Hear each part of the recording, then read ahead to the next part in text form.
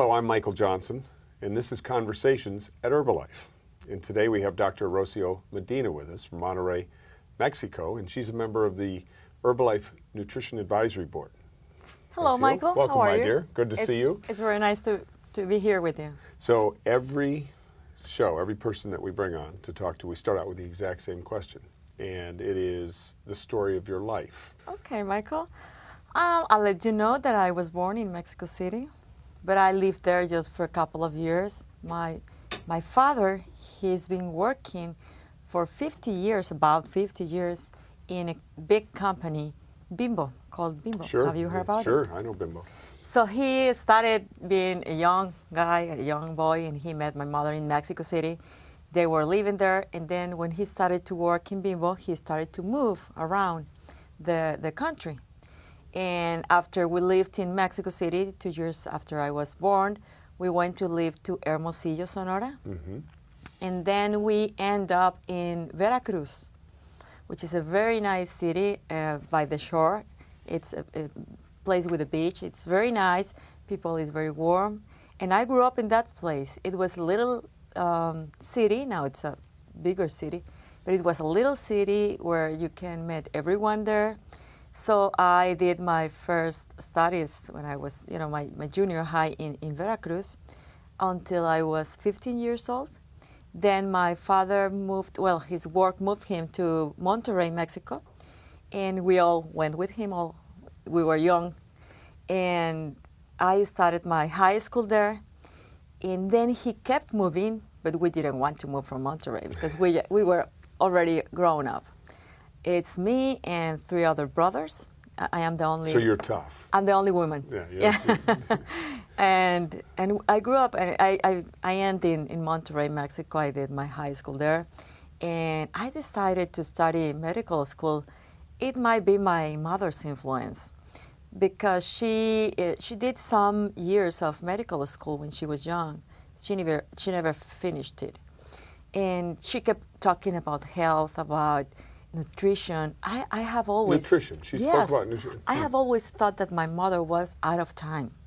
30 years ago, she used to give us really healthy food, and she used to buy boxes of fruit and vegetables, and she used to make us juices from that. It might be some influence for my So when you went to medical school, which area did you study in medical school? General studies? General study. I did my medical school in Monterrey, Mexico, and it is a 6 years program right, to make surgeries or to bring babies to the world. It's a general area. Right. But after that, I got married, so I didn't study my next level right away. So I started to have babies. How many kids? I have 2 kids. And how old are they? 21 and 18. 21 years old. 21? Yeah. Wow. He's right now in medical school. And an 18 years old guy who is studying physical engineering. Uh-huh. So I just have 2 grown-up guys. So from med school, marriage, did you go then back to med school? Well, I never stopped working. Right. I worked in you a hospital. You opened up a medical practice? Yes, right. I did. In Monterrey? In Monterrey. Right. And one day I was in my clinic, in the clinic that I was working, and this friend of mine, a doctor also, she came to me and she said, what would you think if we start studying again? What about nutrition? She started to talk about several options. And I went like, well, I don't know, my kids are still young. And she said, well, I have this opportunity. There is some continuing education, right? And we have these options. And there were several options, but one of them was nutrition. And I decided to go and do this. By that time, I met Dr. Fernando and Dr. Luis. They're working with me right now in Monterrey. They are very good doctors who are working in the area of obesity and nutrition since about 25 years ago. And they asked us, a couple of doctors, to a new college, right? A new college of nutrition and obesity. So we decided to do this in 1997. And we started this college, and we started to recruit. So you focused on nutrition, obesity, health issues that were nutrition related? All about that. Biochemistry and everything about obesity. And we started to give medical education, continue our medical education. To other doctors? To other doctors, yeah. We started in the University of Nuevo León. We stood there about 4 years, and then we started in the University of Monterrey. So let me interrupt and ask a Yes. question. When you were in medical school, did you have classes in nutrition? Not one. Nothing. So it's no different in Mexico than it is in the United States or anywhere else. I don't The think so. doctors, and it's not a knock on doctors, you're a doctor, and so I'm certainly not knocking doctors, but the lack of understanding, lack of education about nutrition. I keep repeating that. Once this doctor friend of mine, she said that she asked and she said, what are we doing? We're educating doctors to do the same thing we're doing. So they're going to be our competence. Right. And I mentioned they won't be enough. Right. You know, all the doctors or the medical schools, they don't have the nutrition information. They don't have that education. So slide to Mexico for a second. That obesity is a runaway problem. It's a public health problem, a really big problem that it's getting out of control. And so that public health problem becomes an economic problem because people are getting the diabetes, they're getting the lung issues, the heart issues, all sorts of things. That's a really expensive illness. I mean. And in Mexico, if I'm going down the road of obesity and I don't have your mother growing up in Mexico and I'm not getting my fruits and vegetables, my good supplements or healthy meals, I'm on the road to obesity. I'm on the road to health problems. Do I have a solution? Can I just walk into any hospital in Mexico and get fixed? I would love that would exist, but unfortunately, I think that the solution it's the education. Right. Sometimes I have heard that money can help, but I don't think so. I think that people have to be educated.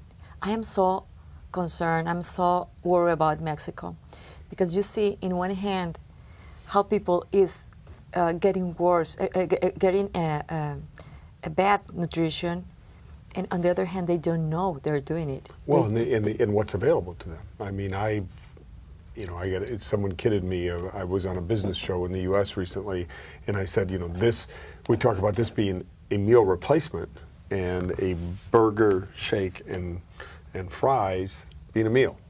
When this is low calorie, high in vitamins, minerals, proteins, good carbohydrates. These are high in sugars, fats, non-food items in here, and this is full of food items. But this is a replacement, and that's a meal. And this is what we're suffering from globally and in Mexico too. I know. And people, they don't know. I think that education would be an answer. So the education that, something that's happened in Mexico that's very unique to Herbalife is the creation of these nutrition clubs where people can come together and they can get, a shake, they can get a tea, they can get an aloe drink in there. Why is that a good thing for Mexicans? Well, it's great because you can go and get one amount every day. You don't have to spend that much money. And so economic and nutritional. And nutritional, value. right. It's able to everyone.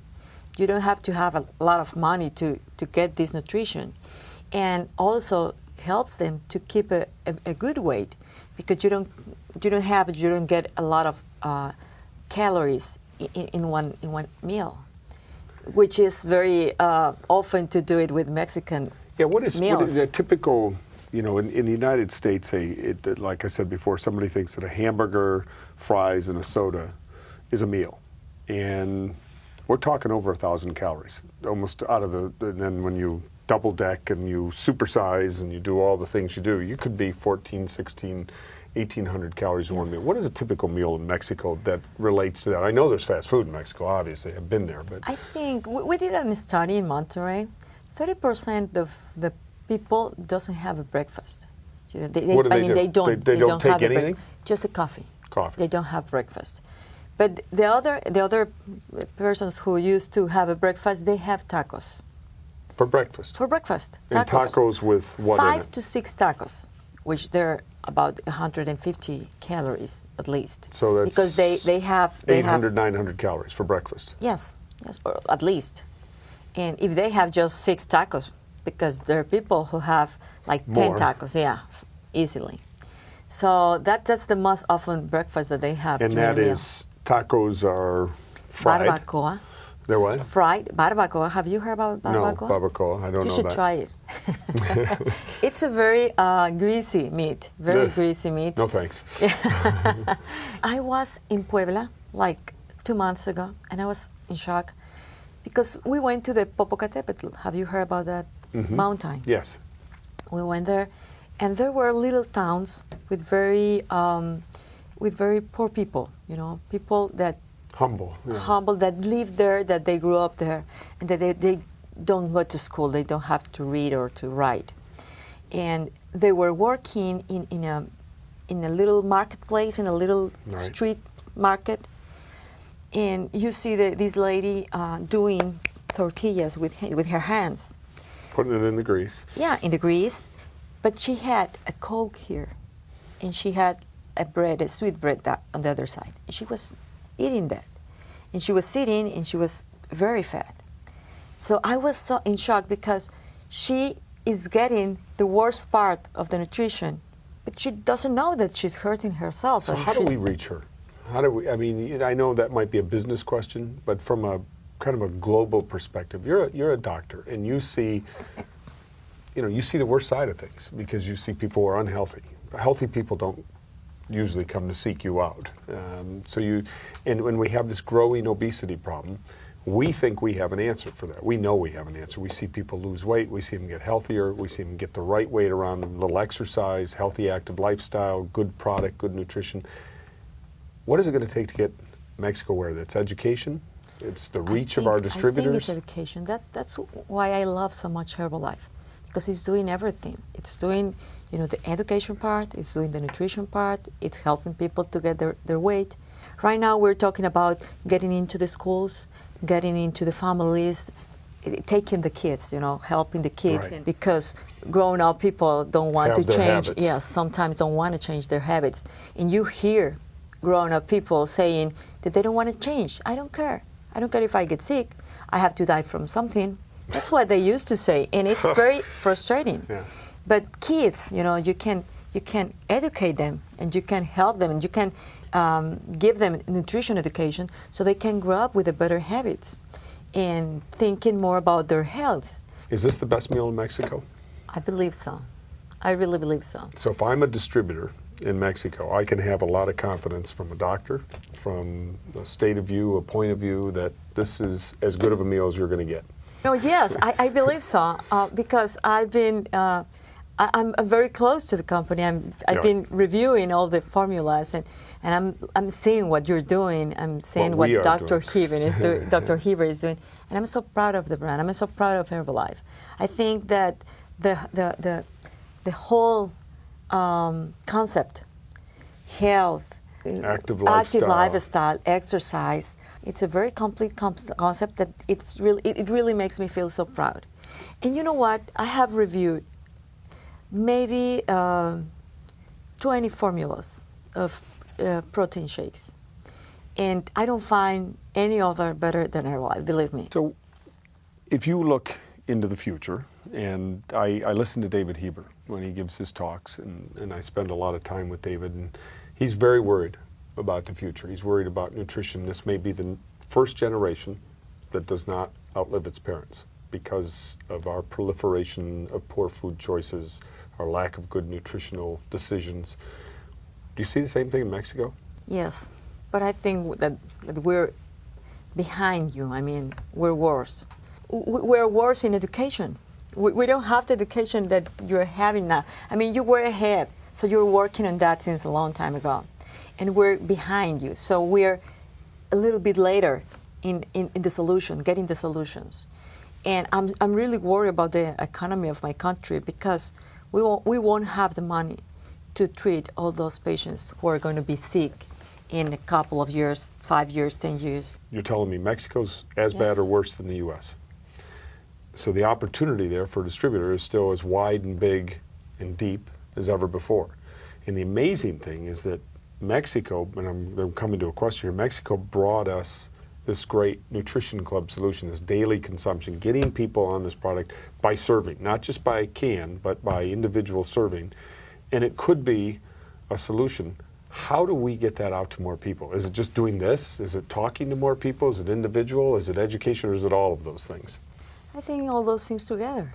And we have to keep talking, we have to keep educating, we have to keep getting into those little places around Mexico. We're just honored that you're part of Herbalife. You have the spirit, you have the drive, the desire, the wisdom, the education, and you're a doctor in Mexico who's doing great things for Herbalife, and we deeply appreciate it. So thank you. And Thank you, very Michael. much. Thank you.